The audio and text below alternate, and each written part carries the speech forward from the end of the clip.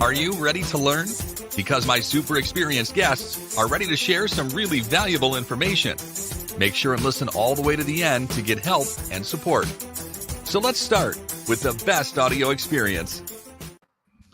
What's up, guys? Today I'm so excited to discuss about local SEO. I know that I get a bunch of questions about getting results with local results, and I think it's the best time to learn more about that because we have a guest, Greg Gifford. How are you? I'm good, and I feel like I gotta be really awesome now because that was a really badass intro that you had there. So, I feel the pressure. Yeah. I have a team. They are actually in Ukraine, and it's interesting. I never give them the exact task what they need to film or create. I just send them a profile and tell, please create something new, interesting, and yeah, they create such promo rolics. That was awesome. I love them. Yeah.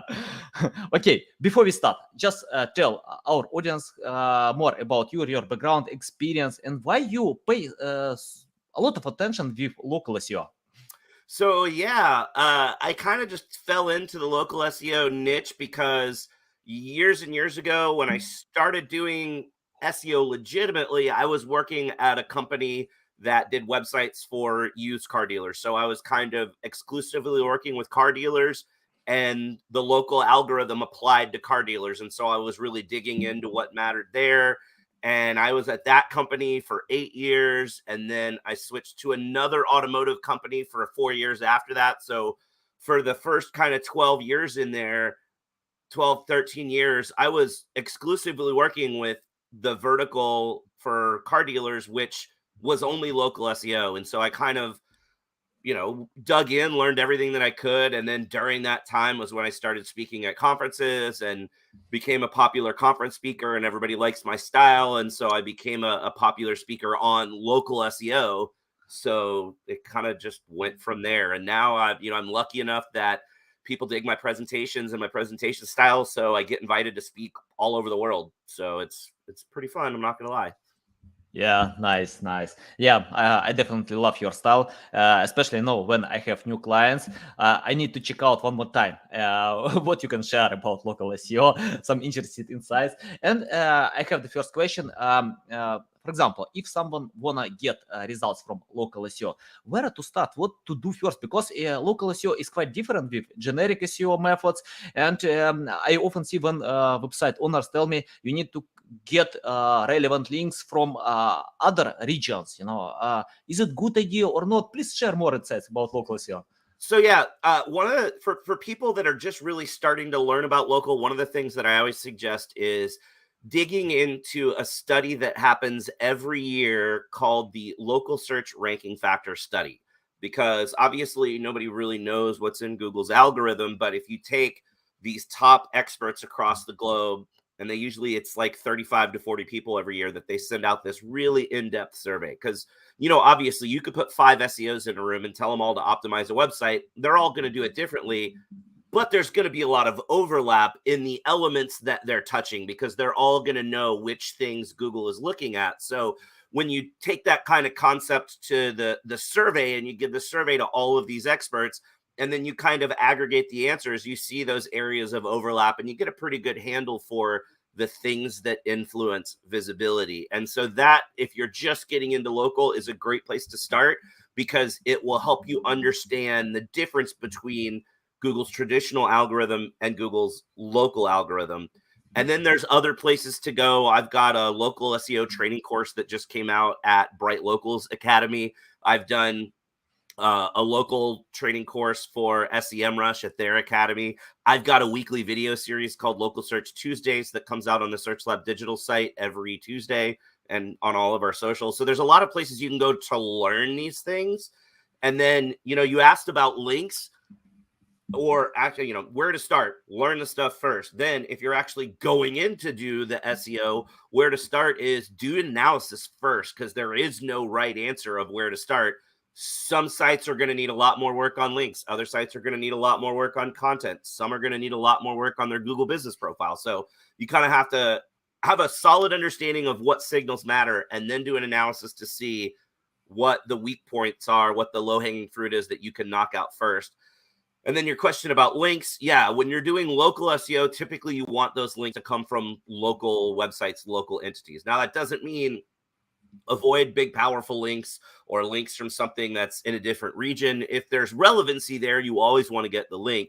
But a lot of people coming from traditional that start to do local, they're much more worried about, oh, is this a relevant link from a relevant business, even if it's somewhere else? And they don't look at, the most powerful links in local are typically the links that come from local websites, local businesses. And you kind of have to ignore all of the things that you've learned about link building in the past, because in local, it doesn't really matter if it's a no follow link. It still passes value. And it doesn't really, a lot of people really concentrate on that authority metric, whether it's domain authority or page rank or whichever link tool you're using, they're going to have some sort of an authority metric. And we don't really care about that in local because, if you get a link from a church, that's a great website to get a link from because it's hyper local and really valuable down to almost a neighborhood level. But churches don't do SEO, so they're not going to have a high authority score. But that doesn't mean that link's not incredibly valuable. So you kind of have to learn some of the things that traditional SEO would have taught you. Okay, got it. Can you tell what is the main difference between common SEO and local SEO? How we can differentiate them and know that we do a good job with local SEO, not traditional SEO?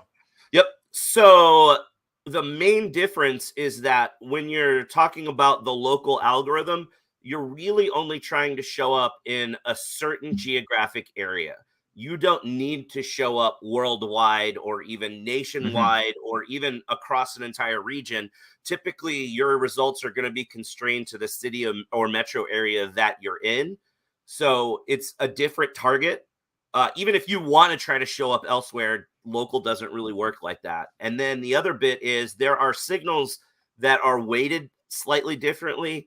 I just talked about how links work differently as well. But the main thing about local is there's some additional things that you have to do with local that you don't have to do with traditional, like citations. Now, they're not as important as they used to be, but a citation is anytime another website mentions the name, address, and phone number of the business. It needs to be consistent. So you have to worry about that as another offsite signal. And you really have to worry a lot about your customer reviews, which is something sure businesses may worry about if they're doing traditional, but reviews don't play into the traditional algorithm like they do in local. And then your Google business profile, or what most of us are still going to call Google My Business because they just rebranded it and we'll call it the wrong name for another year or two. But Google business profiles are huge, and those are what allow you to show up in Google Maps or in the map pack where you've got the map and the 3 results. And so you have those additional things that you have to worry about. And then how you judge success is really the same way you judge success with traditional SEO. It's not about ranking. It's not about anything other than, are you helping the business solve the problem that they hired you to solve, which is they need more leads so they can sell more of what they're selling. So ultimately, yeah, you want to look at visibility and yeah, you want to track traffic, but you can't just go, hey, we got you more traffic, so we're winning. It's, is your site generating more visibility, which results in more traffic to the site, which results in more leads, which results in more sales? Because ultimately your client, or if you're in-house, your business only cares about increasing sales. Nice, valuable. Okay, you mentioned about citations. I see 2 ways to provide this job manually, to register myself, or to use some tools. Many other great tools. Can you tell which way is better and how to control the process, and where we need to pay more attention about the correct information on different citations? Just more insights about that. Yeah, so citations used to be a lot more weighted than they are today, as Google's algorithm has gotten smarter and machine learning has allowed them to figure some things out. The weight of citations in the whole mix of the local algorithm has really been reduced. It used to be very important that everything matched, like even down to character for character level of name, address, phone number was exactly the same everywhere. Now it's not as important that it matches everywhere, because if there's a couple of sites over here that maybe your phone number is different on and your address is different on, Google's not really going to care. We really worry more about the citations on a human touch point side of things. that if a potential customer finds you on one of those other sites, we want to make sure it's the right information so that they can contact you and become a customer. And if, you changed call tracking providers a year ago and forgot to update yellowpages.com or some site like that, and that customer finds you there and it's the wrong phone number, they're not going to go to Google and look for the right number. They're going to go to the next person on the site that they're on. So we're almost worried about citations more for the human side than the algorithm side now. But as far as how to do it, it is still important if your business moves or if you change the phone number or whatnot. You want to make sure that the right information's out there. So typically, you could go either way. You could do it manually. If you've got staff in place to be able to do it manually, you could do it manually. But there's a lot of services out there that will do it for you. And they're very, very affordable services. White Spark's got a service that does it. Moz has a service that does it. Bright Local has a service that does it.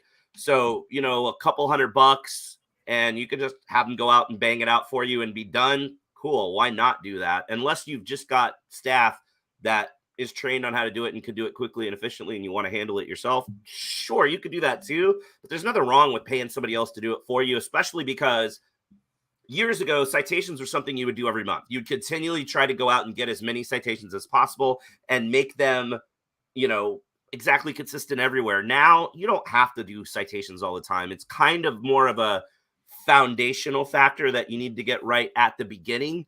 But after that, getting more and more and more doesn't do anything for you. So typically, pay a service to do it. Super easy, knock it out. Depending on where you are in the world, there are some services that will send out to the primary data aggregators that will then feed out information to all the other directory sites. You could do that as well. But most of the time, you're kind of still more worried about what we do. For example, we're worried about the human touch point as much or more than we're worried about the algorithm. So we'll submit to those aggregators. We'll pay to have that done so it sends out everywhere. If there's any major problems, then we'll go and fix those. Like if a business has just moved or opened a new location or whatever, we'll do that. But other than that, typically all we're going to do for somebody that already exists and doesn't have any problems is submit to the aggregator so we know the right information is flowing out. And then we're going to do a Google search for the name of that business and go through the first 2 or 3 pages of search results. And any site that shows up that has that business's name, address, and phone number, we want to be sure that it's the correct information on those sites. Because the sites that show in the first 2 to 3 pages of search results are the ones that are most likely to have a human find them on a different site other than Google. And that's why we care. Nice. Love it. Okay, I have the question about multi places, for example, or multi locations. If a business has a few offices or stores, I don't know, how to optimize all these locations for Google? Do we need to create separate pages, or we can submit all this information for one page? From your experience, how to do it? Yeah, so there's 2 different scenarios here. You have some businesses that have multiple locations, but it's more of like a franchise type setup, and each location has its own website. Cool. You just treat that like its own business, even though it's part of a multi-location deal. If you've got your own site, you're doing things just the same as you normally would. If we're talking about a multi-location business that has a single website, but multiple locations, then yeah, it is going to be different. So typically you're going to have a location finder type of experience somewhere on the site. You want to make sure that if you do have that location finder widget or page, that it leads to an individual page for each location and not just one page that has a list of all of your locations. Because when you link to a website page off of the Google business profile for each of these individual locations, if it's a single location business, your link from your Google business profile is going to go to your home page. If it is a single website with multiple locations, the link from the Google business profile needs to go to the location page for the location that Google business profile is about. And that location page is the page that should have your local business schema markup on it. And that's why you need a really robust, awesome page for that location so that you're seen as relevant in search results. And that's also the location that you're going to have that local business schema markup. So you definitely want to have a really robust, awesome page for each individual location on the site. And then talking the local SEO strategy, it gets a little more complex, because if we're in the scenario of one location, one website, then the whole website is going to be optimized around that location. If we're talking one website, multiple locations, you can't optimize each page on the site for every location that you have. It just doesn't work that way, which means your top level product or service pages probably won't be geo optimized, and they'll just talk about here's what we do. And then you're going to potentially have those primary product or service pages for each location as well. So you're going to, let's say you've got a website with 10 different locations all across, let's say, Germany. Then you're going to have the main menu will just talk about the product or service that you offer. And then you're going to have your 10 location pages, one for Munich, one for Berlin, one for Cologne, or whatever it would be. And then each of those would have links out to the primary product or service pages that are optimized around Munich, and the pages optimized around Berlin. And so it works like that. And then as you're doing your link building strategy and you're wanting to get those local links, now you have to do additional link building, because you're not just going in one location. Now you've got those 10 locations in the 10 cities all across Germany, and you're going to need to do links from Munich-based sites and businesses to the Munich-based section or silo of the site. You mentioned robust, awesome page. Can you share more about that? Because my audience often ask me, what quality content means. How do I know that it's quality content? But you mentioned robust. Awesome page. Yeah. Can you tell how to create this page? Yeah, because most of the time people are going to have that individual location page, and it's just basically going to, at best, maybe have a picture of that location. And then it's going to say, name, address, phone number, and that's it. And there's nothing else on the page. And you need more on the page because you're probably competing against other businesses where the entire site is optimized around that city, and you don't have the entire site optimized around that city. So that page should have more information, local landmarks, things that you're near to, information about that particular location, store, and services that it provides. The examples I always like to give when people are like, well, hey, what should this look like? Home Depot has awesome location landing pages. REI has awesome location landing pages, and Whole Foods has awesome location landing pages. So check those out, where you can have a template, and you may have your top line information and a photo of the location here, and then a big long description of the location here, and then information about the local area here, and reviews from local customers here, so that as you go from location page to location page, they all look the same, but it's unique content in each of those areas. You want to make sure that there's enough meat on the bones there for Google to say, oh, okay, these guys are awesome and a relevant answer to the question searchers are asking. And also, you got to think about the human side. If you do show up well in local searches and someone clicks on that link from your Google Business Profile over to that landing page, do you have anything there to tell people why you're awesome, why they should buy from you, why you're better than local competitors? If it's just a picture of the location and the name, address, phone number, okay, whoop-de-doo, there's nothing there to make you stand out. So think about that too. That's another tip that I always like to give to people is, we all have blinders on, whether we're a marketing agency or a freelancer working for a business, or whether we work in-house at that business, or whether we're the business owner looking at our own site. We all have blinders on. We understand what that site is about. We understand what that business sells and what the solutions are that that business offers.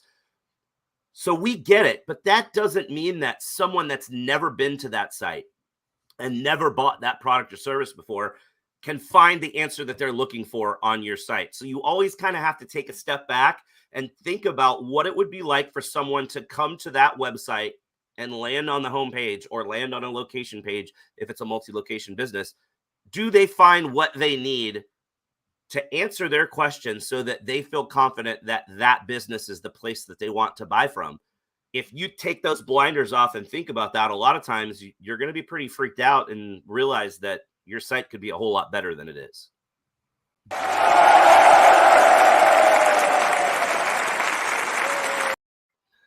By the way, these guys are from North Korea. I don't know they can optimize their websites or not. They have no internet, but they're interested about that. Okay, we have a good question from Susan Brown. Do you guys do SEO in other languages? How do you approach multilingual SEO? What do you feel?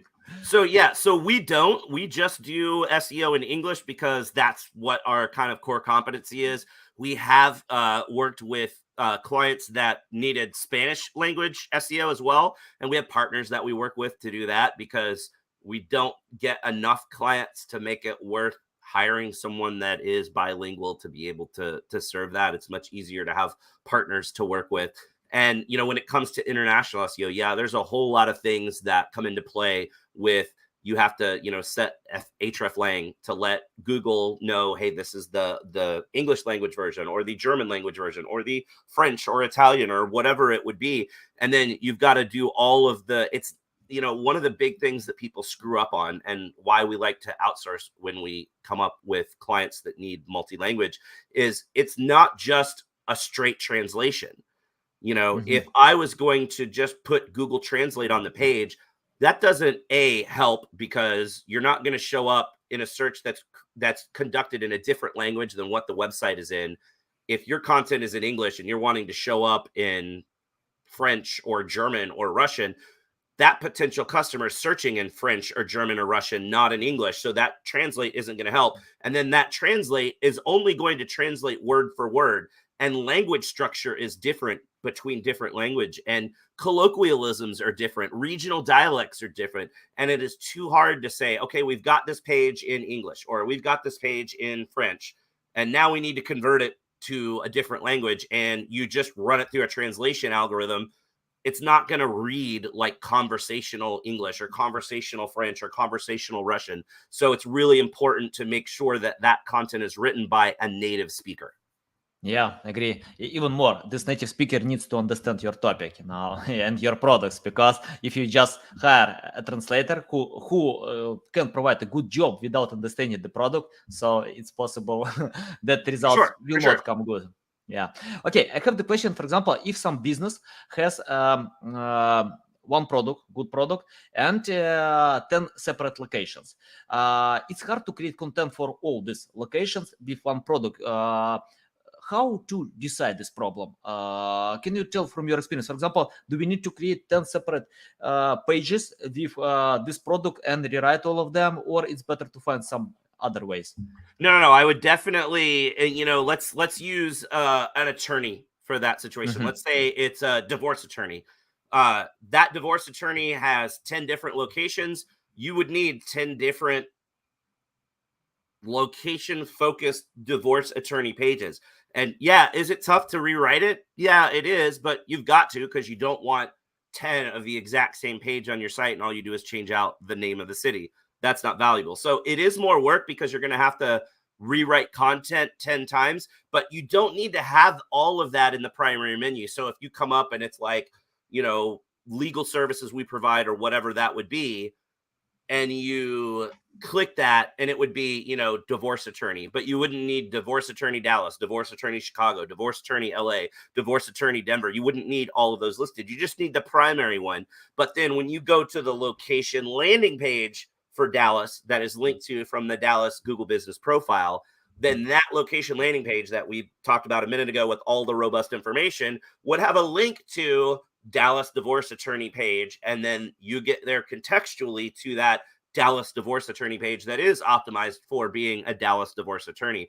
And it's important to have it linked from that Dallas page so that there's relevancy among the content in that little silo on your site. But it's also really important, not for the human path of landing on the landing page and going to the city-focused product page, but you need that city-focused product page for the potential customers or clients that are in that city searching for that solution. Because if you're competing against again, let's use the divorce attorney. If I'm looking for a divorce attorney in Dallas, there's going to be a lot of divorce attorneys that are only in Dallas. So their entire site is optimized around Dallas.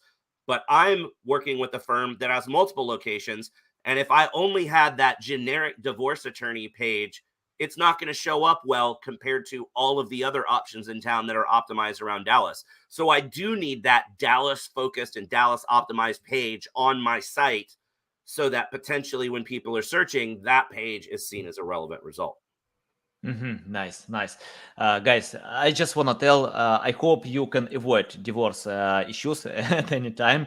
So well, it's only an example. And by the way, Susan, want to get your call. I don't know. You can decide. Okay, I have the question about common SEO mistakes for local SEO. Do you have a list of mistakes that it's better to avoid and why?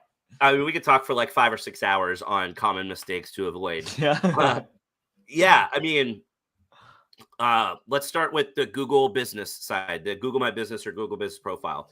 So, number one, category selection is hugely important. The categories that you select have a massive influence on how you're going to show up in searches. And the biggest mistake that we see is people not choosing all of the relevant categories.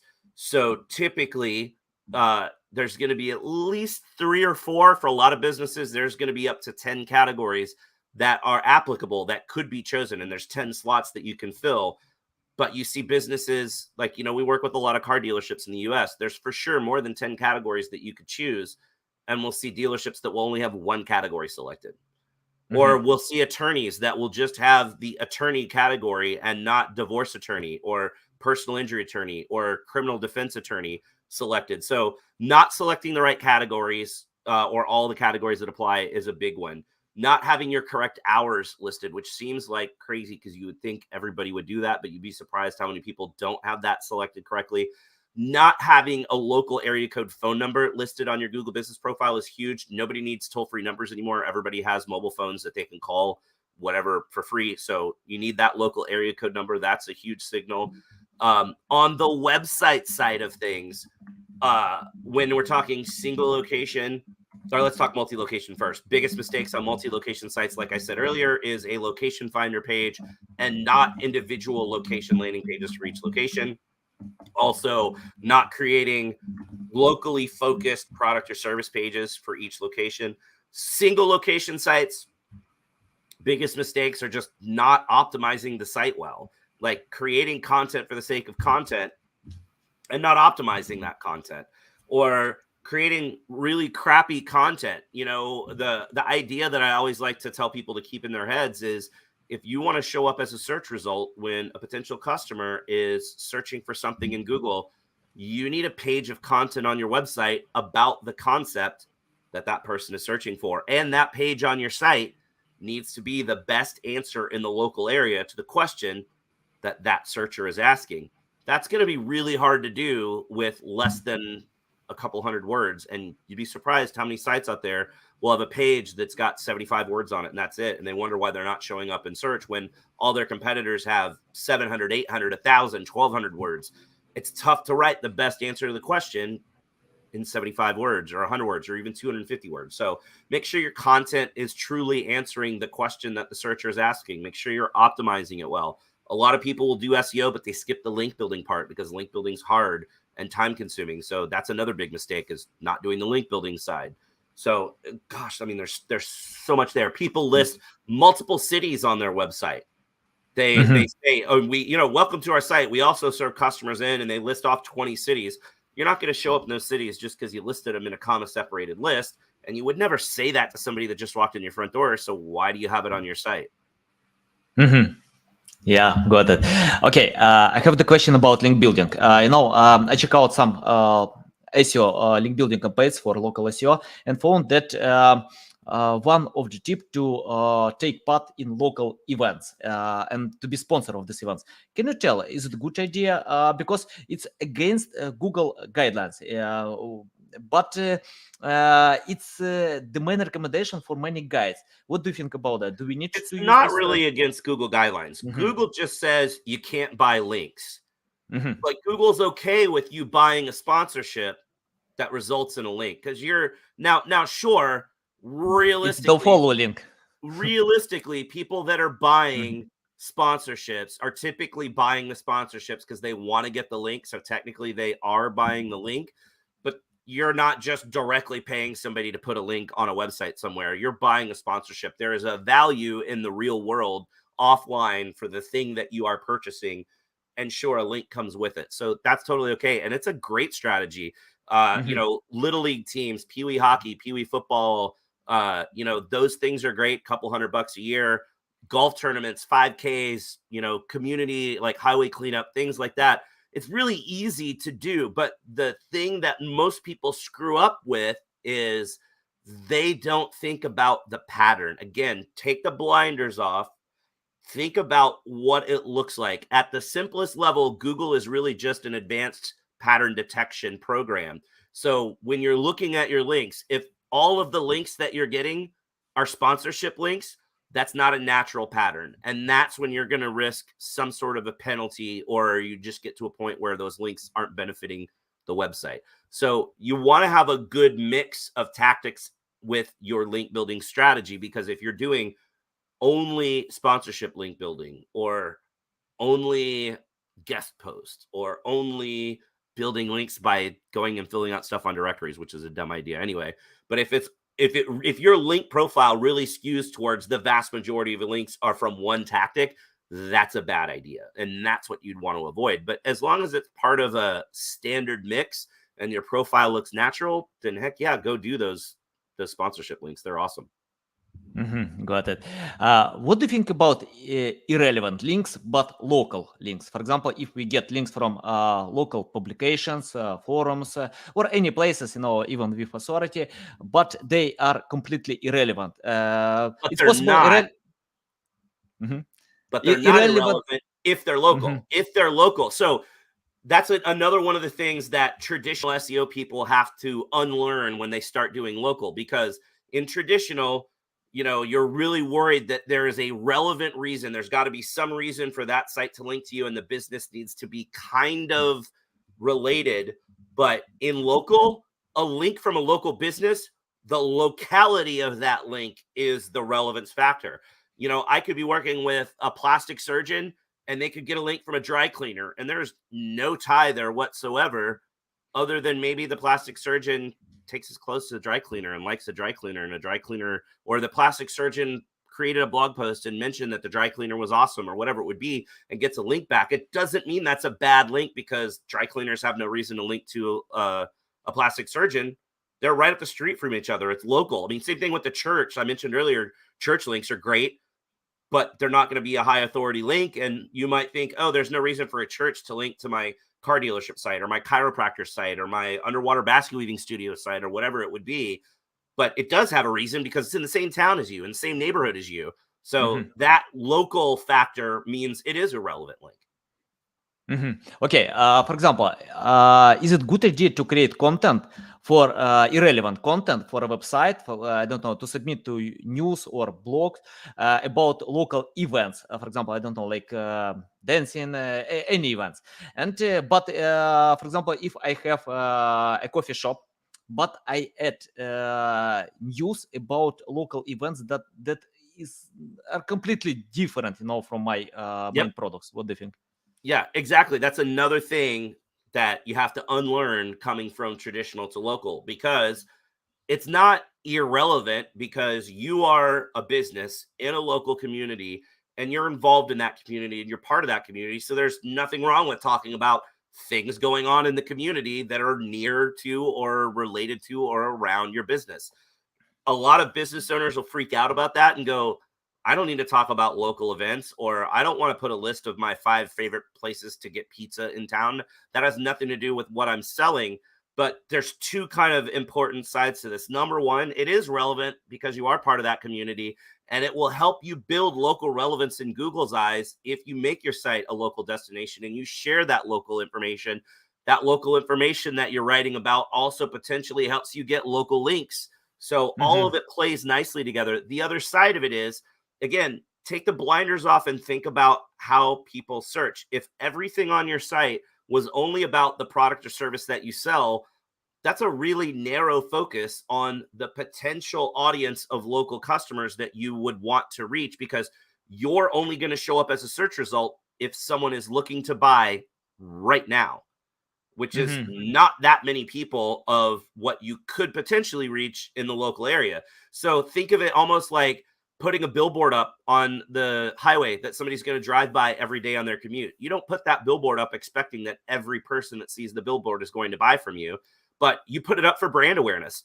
Same thing with these locally focused posts. You're not expecting that person to land on a blog post about, the local events that are happening, or, the city celebration that's next month, or your list of 5 favorite burger restaurants. That's not content meant to get someone to find you and submit a lead and buy from you. That's content that's meant for discovery. You want people to see your website and know that you exist before they're looking to buy what you're selling, because then they already know about you and you're more likely to be in consideration if they already know about you, when before they may not know about you and you may not be in consideration because they've already heard about other competition. So it's two sides of the coin. You want to build that local relevancy, which people think isn't relevant because it's not related to the business, but it is. And then you also want that really super early in the funnel or even pre-funnel customer to find you. And that way they're more likely to come back and convert when they are looking to buy what you're going to sell. Nice, got it. Okay, on Google Business Profile, we have the feature to post, some content. Is it good idea to use this feature, and where we potential customers can see this post? Yep. So those are called Google Posts. They're awesome. A lot of people quit using them because when they first came out, they showed up at the top of the Google Business Profile, and now they've been moved to the bottom on desktop. But most people are searching on mobile, and they're a lot more visible on mobile, kind of mixed in with the search results. Plus, even on desktop, people still see them. The biggest mistake people make, though, is they treat it like social media, and they're sharing the same stuff that they would share on Facebook or Twitter, Instagram, and that doesn't work. Really, you want to approach them like free ads, because that's basically what they are. It's a free ad. It's a free call out that appears to help you stand out from competitors and try to attract people to click through. So don't share social fluff. Don't share junk that you would share on Instagram or Facebook. That's not what it's for. Don't even share blog posts that you write. You want to do something that's promotionally focused. You want something that's going to make you stand out. You want something that people are going to see and want to click on. It's got to be compelling, because most of the time people are seeing these posts before they've been to your website and before they know anything about you. So that's why the social fluff doesn't work. Social fluff works on social because people already know about you and they've chosen to follow you. In this case, they don't know who you are. You want something compelling because you know they're shopping around trying to find a solution to their problem. You want to do everything you can to stand out from your competitors and attract those people. And that's why posts are awesome. Nice, got it. Yeah, it's better to use them. Okay, we have the question from Brandon Carter. My Google listing that's been up 5 years with 50 positive reviews got taken down a few months ago. Do you know how can I get it back? I did everything that they told me. So, Brandon, that would kind of depend on, are you talking about your reviews got taken down or your entire listing got taken down? I'm going to guess that you probably mean your listing and not just the reviews. If it's just the reviews, there is an issue right now that Google has kind of turned up the spam filter on reviews. So a lot of reviews are being falsely detected as spam and being taken away. Typically, you're just going to want to contact support to try to get those back. If you're talking about your entire listing has been taken down, then that means you got suspended for some reason. You'll need to contact support and first check Google's guidelines and make sure that just because you've had it for 5 years doesn't mean you're actually eligible to have that listing. Okay, he's saying his entire listing. Brandon, can you comment back what kind of business you are? Because you want to make sure that sometimes you're able to set up a Google Business Profile even though you're not eligible for one, and then it just takes some time for Google to figure out. So maybe you weren't eligible in the first place, and that's why it got taken down. If you can comment back and let us know, that will let me know. But let's just keep going with your entire listing got suspended and taken down. You'll want to check the guidelines and see what you may have done to violate those guidelines and fix that. Maybe you were adding additional keywords to your business name and that's what caused you to get suspended. Or maybe you've had it for 5 years, but you moved recently. Septic tank service. Okay, so you're a service-based business, which means you won't have a public address shown and you're just a service area. You probably entered in the address of your home or of your business. So potentially, if you moved that address, that would cause a suspension. You just have to go back to support and say, look, this got taken down. I don't know why it got suspended. And they'll ask you to send some documents to prove that you're the business owner and get re-verified.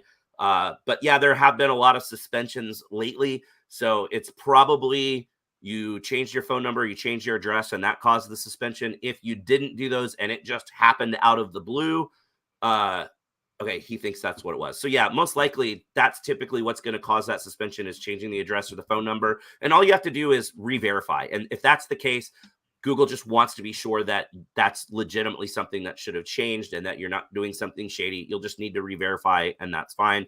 If it's something else, you're going to want to check those terms of service and guidelines to see what it was that you may have violated and then fix it and then apply for reinstatement. Nice. Yeah. Good advice. Okay, we have the question. I have seen a company using just hyperlinks on their content. There is nothing like no follow, no refer, nothing. And are they hurting their website's SEO? What do you think? So, Ali, are you talking about the content that's on their website has links in the content and there is no there's no information attached to the link other than the straight ahref equals? Or are you talking about they've got links on other websites pointing back to their site that don't have that information? Either way, if I'm assuming correctly, it's one of those two situations. Now, it doesn't hurt your SEO to not have no follow on a link. Now, obviously, on another site, you can't really control what they're going to do with the link. So that doesn't matter for your SEO. If you're talking about on their own site, they've got links out to other websites from that site. It doesn't really matter. Like the link is what matters. Whether you put, no open or no follow, that doesn't matter. Like, who cares? Google won't penalize you for that. Yeah. I think, webmasters often pay a lot of attention about this ratio between no follow links. I don't know if you create these links by using white hat SEO, you don't need to care a lot about that. Yeah, and in local SEO, we really don't care about follow or no follow at all because no follow links still work. So we just don't even pay attention. Yeah. Okay, we have the final question. It is important to build awareness. What do you think? Your billboard for sure. That's one thing. That's why I use that billboard example is to, I speak at so many conferences and I do so many podcasts and interviews. I always like to try to have a couple of really simple concepts to share, like the billboard example, because if you just start talking about advanced level stuff and just burn through it, then people are like, oh my God, I don't remember what he said about this, or, oh wait, I'm not sure what that was, or you want to come back and watch the recording. But if you share some simple concepts, then it helps people kind of grasp that. And it's easy to remember and easy to come back to your office and tell your boss or tell your team, hey, this is how this thing works. And yeah, that billboard example is great because that's another thing that, again, people have blinders on and they're on their site all the time and they think they know their site and all they do is optimize for the stuff that they sell. And they forget the fact that if everything on the site is just about what you sell, you're only going to show up if people are looking to buy right now.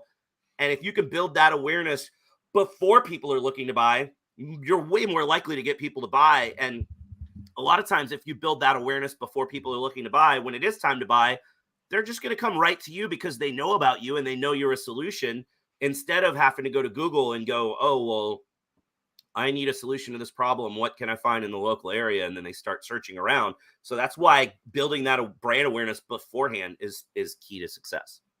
Nice. Okay, Greg. Yeah, it's a big pleasure to get on my show to learn a lot from you. I love all your replies. And tell our audience how they can reach out to you, learn more about you, follow you. Sure. Yeah. So you can follow me on LinkedIn. It's just LinkedIn/in/Greg Gifford. My social platform of choice is Twitter. So follow me on Twitter. It's just at Greg Gifford on Twitter.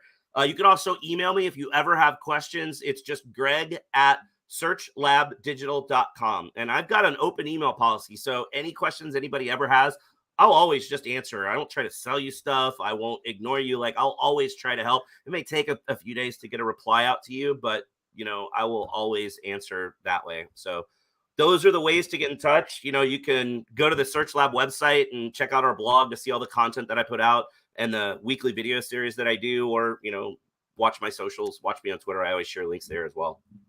Okay, guys, you can find all these links in the description below. Listen us on Apple, Google, Spotify. Thanks again for your time. It's a big pleasure. I think you share a lot of value, and all businesses need to do the same. Don't sell, just share and help. And it provokes the feeling guilt to give something back. When you provoke this feeling, people will buy your stuff as well. Thanks a lot. Yep. Oh, thanks for having me. It was a blast.